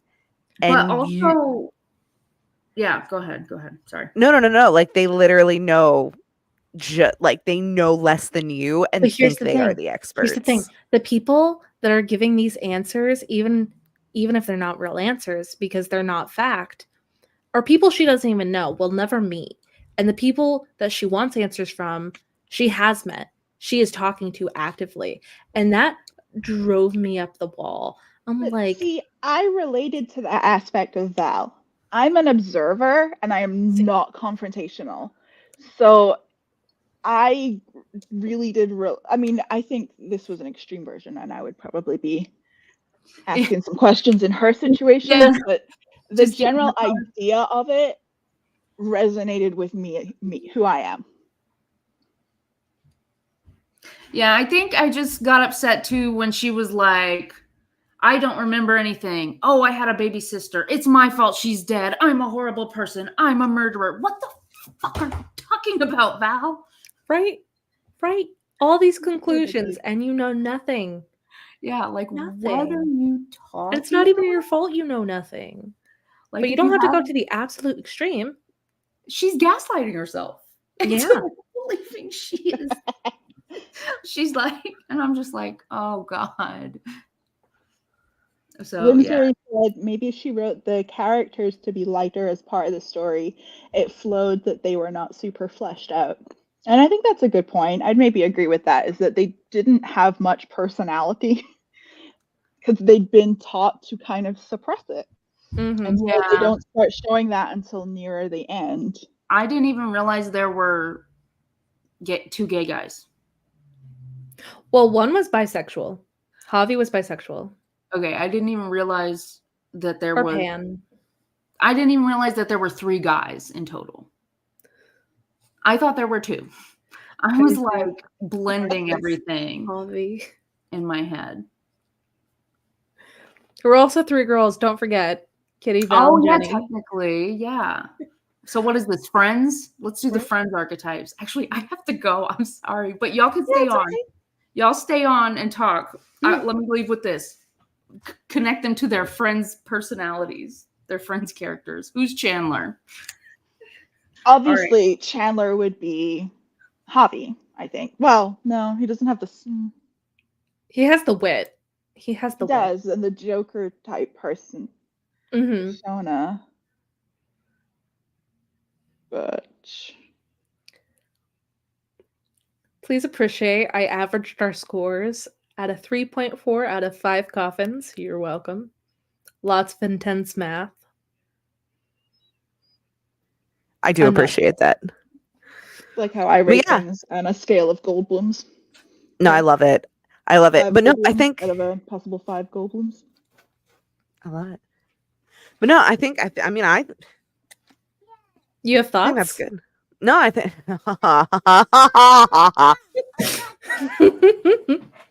I hate it here. Don't make me leave, like Jess. Please don't. She had responsibilities. You have nothing. Jenny would be Monica.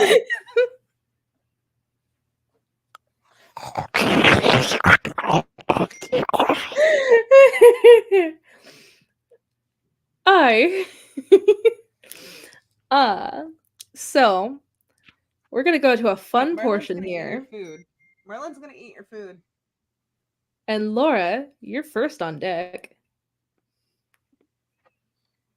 Oh yeah. So these are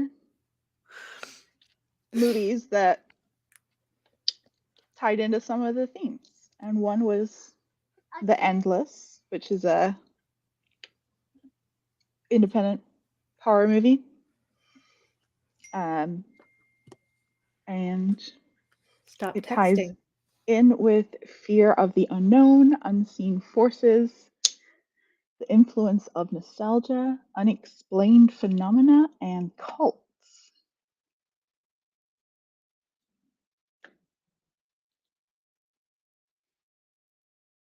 Okay, Do you wanna Kinsey, hit say the next anything slide. Okay. We're just gonna like give the movie, and then we're gonna give like the themes, and then you guys, because we'll make a post. We'll make a post on Instagram with all of the everything, so y'all can look back at it later. But we're just gonna like flip through real quick. So this was Jess's, right? Or whose was this? It I was think this also was me Laura's. again. Oh, this was Laura's I again. talked Okay, so about it Laura, read this one earlier, again. though. Yeah, I talked Go about for it it. earlier, but the Breakfast Club, which is, I think, one of the most perfect movies ever made. Archetypes challenging the labels we were ascribed, and also a group of kids coming together. Kaylee. This one was mine. I did the Goonies. Goondock Saints.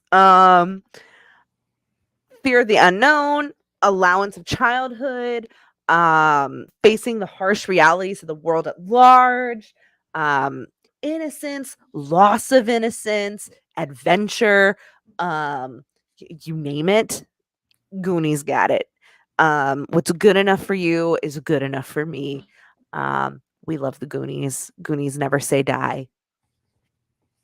Goonies is Also, a I great wanna pairing say with Mr. Magic.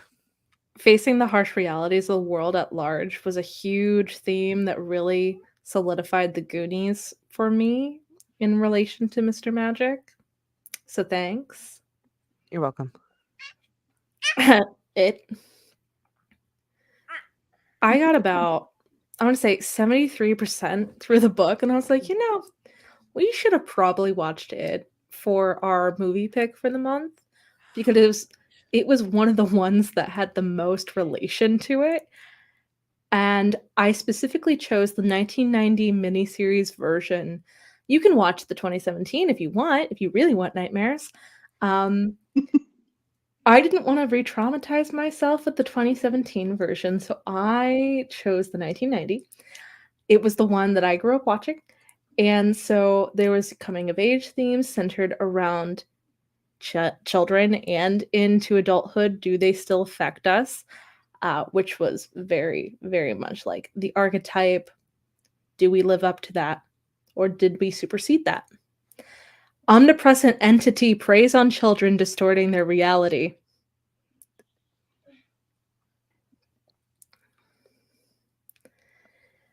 Yeah, that should say enough. Yep.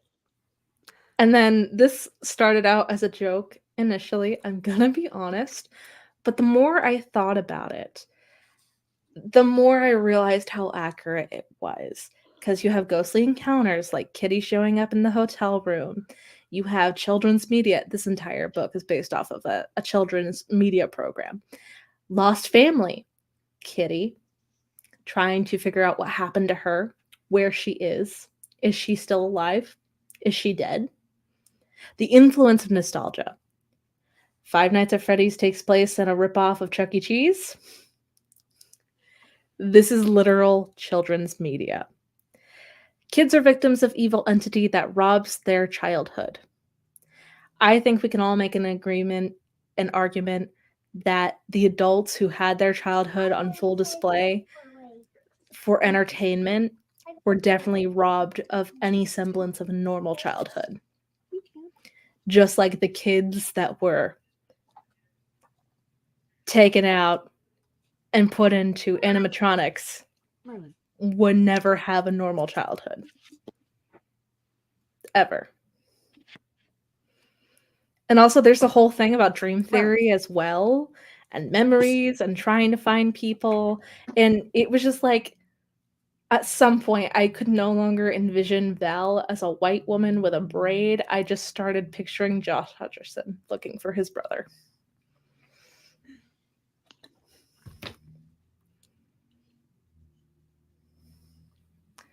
So yeah. Do you guys think any other movies would have connected well with Mr. Magic while we're here?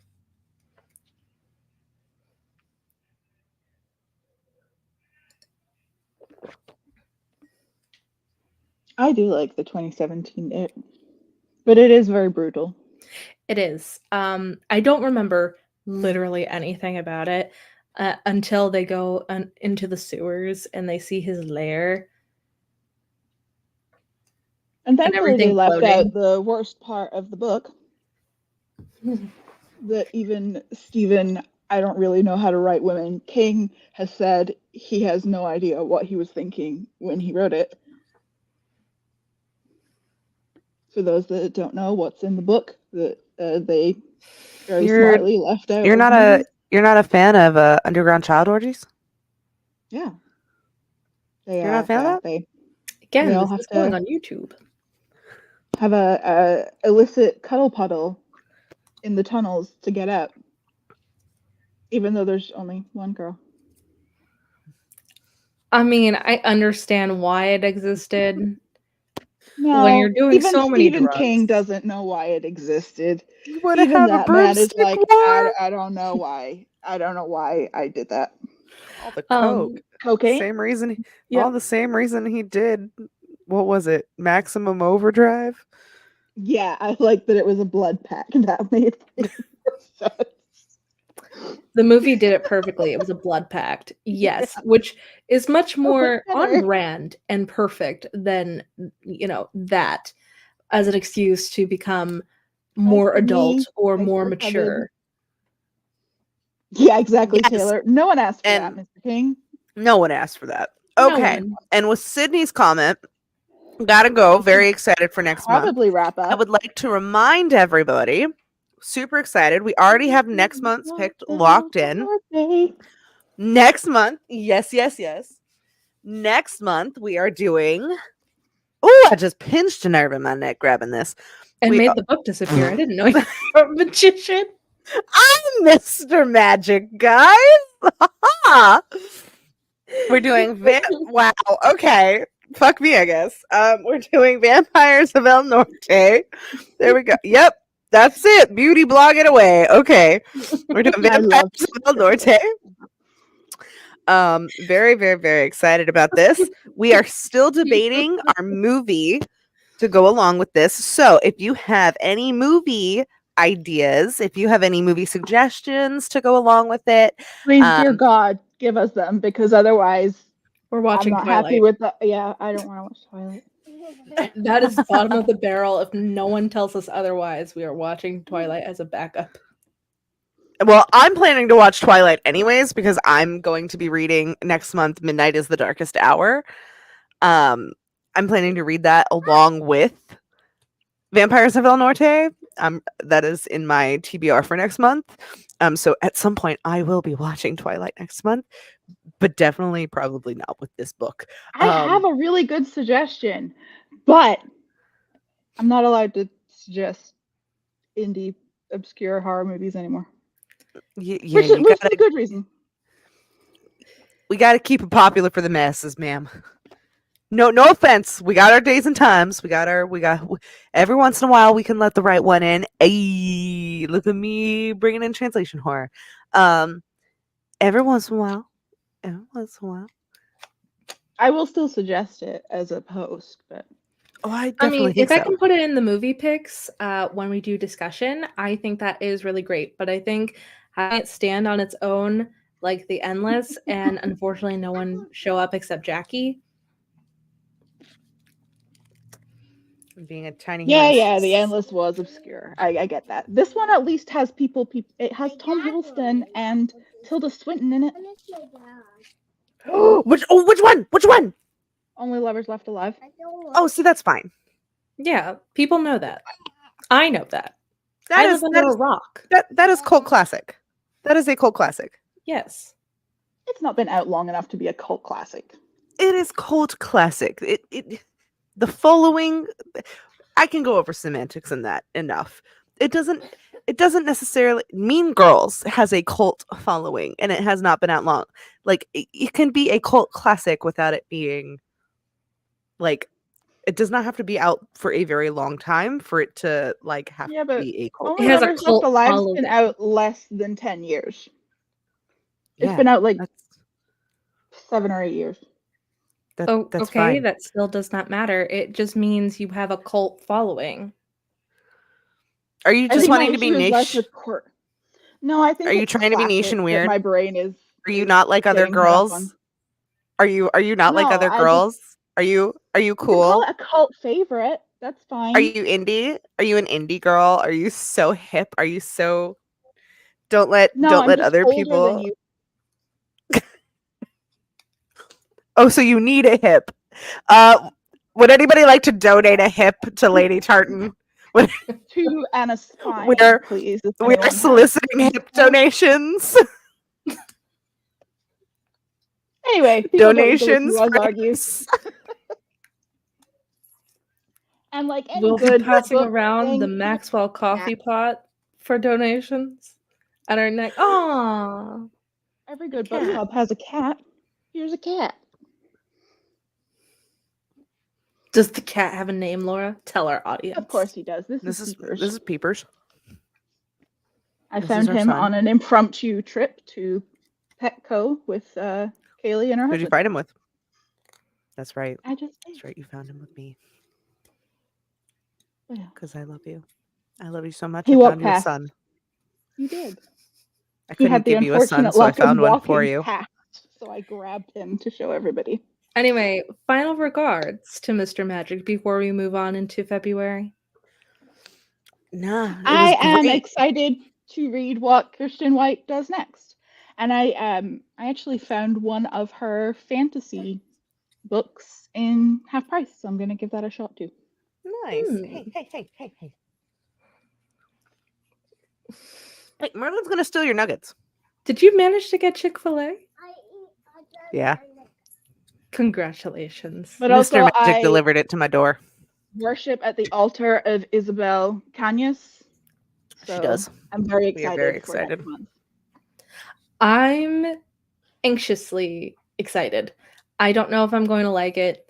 I didn't like Mr. Magic as much as I thought I would because this seems very much up my alley and it just didn't deliver in the ways that I wanted it to. So I'm excited to try Vampires of El Norte, but if it doesn't meet the hype, it'll be like 2 months in a row. Monstera reads! Yay! I was wondering who Winsberry was. I was like, who's Winsberry? Monstera Reads. It makes me so happy. It's okay. It's like how I have multiple different personalities on each social media platform and they're never the same. Fine.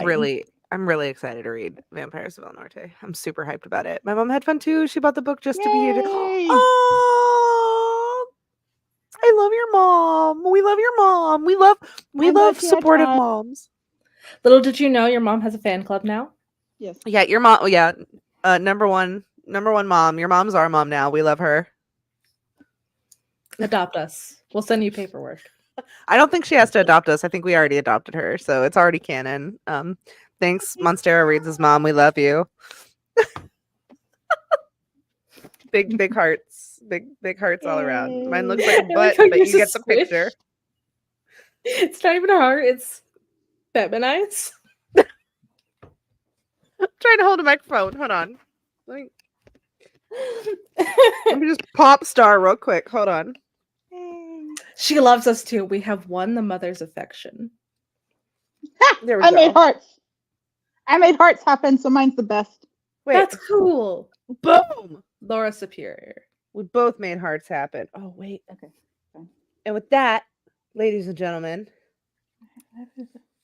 A llama Rock show. party. The rock show.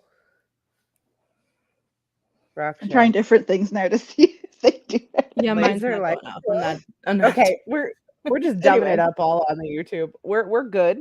It's been super rad, y'all. Look And with forward that- to seeing lives in the future on YouTube, and if we have Yeah, any more and reading sprints. we will also have them here on our YouTube. And hopefully we can diversify our videos in the near future as soon as someone, and I do mean me and Jess, learn how to YouTube. Well, this is my this is Gremlin. my notification that it's time for me to get off of this. So it's been real. Loved Hi, talking Mr. Magic with you all. Very fun. I have to go watch PBS Kids now. So Oh, fun. Can I join? Take my hand. don't like me. That's part of my All genetic right. code right there. I love her. Thank you. Stay creepy, everybody. Bye. Have a great night.